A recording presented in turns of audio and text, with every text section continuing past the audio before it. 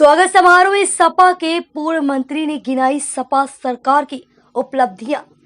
विधानसभा 2022 का चुनाव नजदीक आते ही सभी राजनीतिक पार्टियों ने कमर कस ली है। सभी पार्टियां सम्मेलन और रथ यात्रा निकाल लोगों को आकर्षित करने में जुट गई। तो वहीं 2022 के चुनाव में सत्ता में आने के लिए सपा हर हथकंडा अपना रही है। सपा के राष्ट्रीय अध्यक्ष के निर्देश पर पार्टी के नेता मंत्री अब जातिगत सम्मेलन पर सपा की उपलब्धियां बताने जुट गए, जिसको लेकर आज सपा सरकार के पूर्व मंत्री राम आश्रय विश्वकर्मा को जलावन जाते समय कानपुर देहात के पुखराया कस्बे में रोककर मोनू यादव ने अपने सैकड़ों कार्यकर्ताओं के साथ उनका जोरदार स्वागत किया। वहीं पूर्व मंत्री राम आश्रय विश्वकर्मा ने मोनू यादव से चर्चा करते हुए सपा की उपलब्धियों को जन जन तक पहुंचाने और चुनाव में जुट जाने का मूल मंत्र दिया। वहीं सपा के पूर्व शिक्षा मंत्री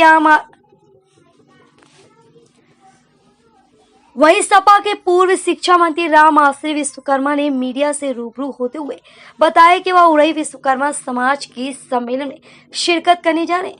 इस दौरान सपा सरकार की उपलब्धियां गिना लोगों से 2022 में बीजेपी सरकार को सत्ता से हटाकर सपा सरकार का परचम लहराने की अपील करेंगे।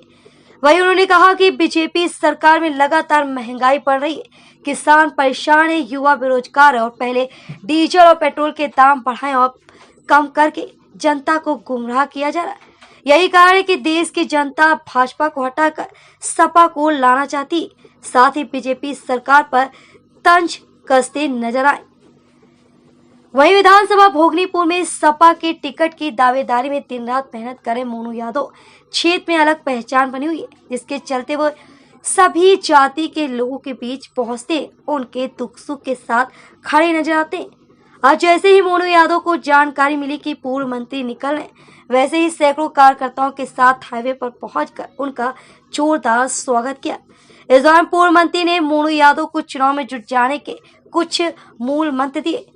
वहीं मोनू यादव ने बताया कि सपा के पूर्व मंत्री राम आश्रय विश्वकर्मा ने सपा सरकार की नीतियों और सपा सरकार में कराए गए विकास कार्य के एजेंडों को जन जन तक पहुंचाया और 2022 में बीजेपी की सरकार को हटा सपा का परचम लहराए। सर्वे श्रीवास्तव की खास रिपोर्ट।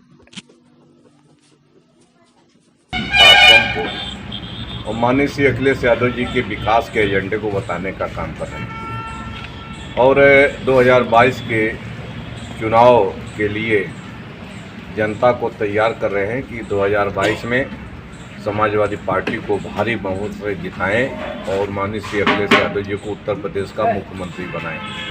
उत्तर प्रदेश के मुख्यमंत्री बोल रहे हैं कि कोरोना के समय विपक्ष आइसोलेशन में था और अब चुनाव के समय तमाम तरीके की रैली और ये सारी चीज़ें कर रहे हैं, क्या कहेंगे? तो सरकार भी तो आइसोलेशन में है, मुख्यमंत्री स्वयं आइसोलेशन में थे।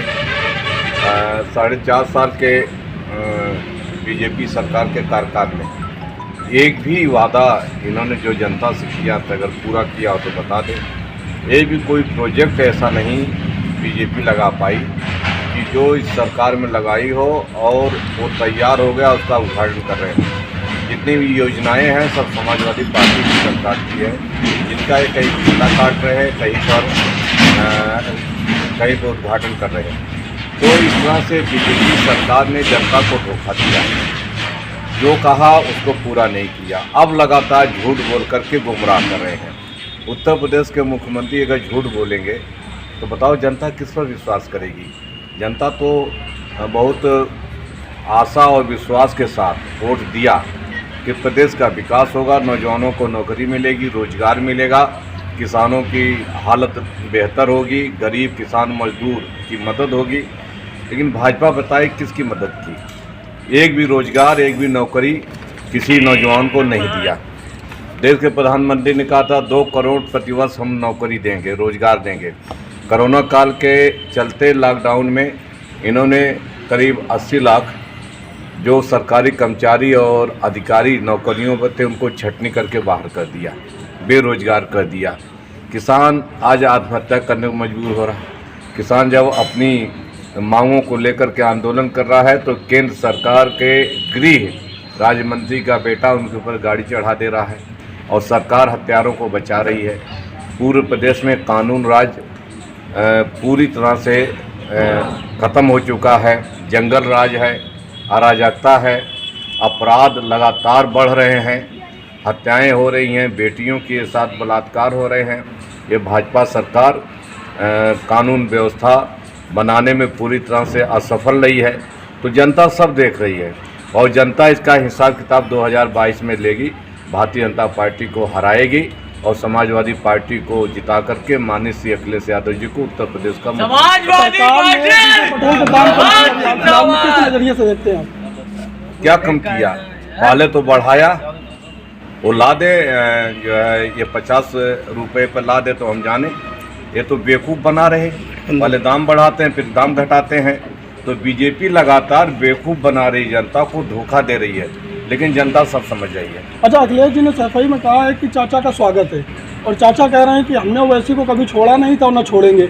अखिलेश जी उनको पसंद नहीं करते। समाजवादी पार्टी की नीति है, माननीय श्री अखिलेश यादव जी का कहना है कि भारतीय जनता पार्टी को प्रदेश से हटाने के लिए जितने भी क्षेत्रीय दल हैं, छोटे दल हैं, अगर वो जो है हमारे साथ आते हैं तो हम उनका साथ लेंगे।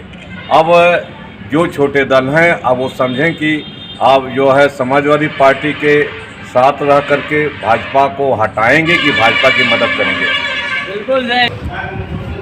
सपा के पूर्व कैबिनेट मंत्री अभी आपके यहाँ पहुँचे थे, क्या उद्देश्य था उनका आने का? देखिए, उद्देश्य तो उनका यही है कि महंगाई की मार की वजह से और आज वो उनको हर ज़िले में जाने के लिए कहा गया है कि हर ज़िले में जाके अपने समाज को जागरूक करें और कहीं ना कहीं मैसेज दें समाज को कि पार्टी की नीतियों को बताएं। और जो बीजेपी ने कोई नीति के हिसाब से कार्य नहीं किया, महंगाई की वजह से इसी सब को लेके वो निकले। कितने दिन का कार्यक्रम है और आपके यहाँ कितनी देर आपसे मुलाकात हुई, क्या बातें हुई? मेरे यहाँ उनका स्वागत था। हमें अचानक जानकारी मिली कि मंत्री जी निकल रहे हैं, तो मैंने कहा मंत्री जी 2 मिनट ज़रा स्वागत हो जाए मंत्री जी का, तो हम लोगों का भी एक मनोबल बढ़ा और मंत्री जी ने आने का काम किया। अच्छा, आगामी चुनाव विधानसभा के लगे हुए 2022 में क्या दिशा निर्देश दिए, क्या हो जाएगा? देखिए, आज दिशा निर्देश उन्होंने दिए जो छोटे दल को लेके अखिलेश जी संगठन को मजबूत कर रहे हैं, वो कहीं ना कहीं पार्टी को मजबूत करने का काम कर रहे हैं। इसीलिए सारे लोग एकजुट होकर हर समाज को लेके हम लोग चल रहे हैं और कहीं ना कहीं सरकार बनाने का काम करें और समाजवादी सरकार 2022 में हम लोग बनाएंगे और बीजेपी को हटाएंगे। Subscribe now and press the bell icon. Never miss an update.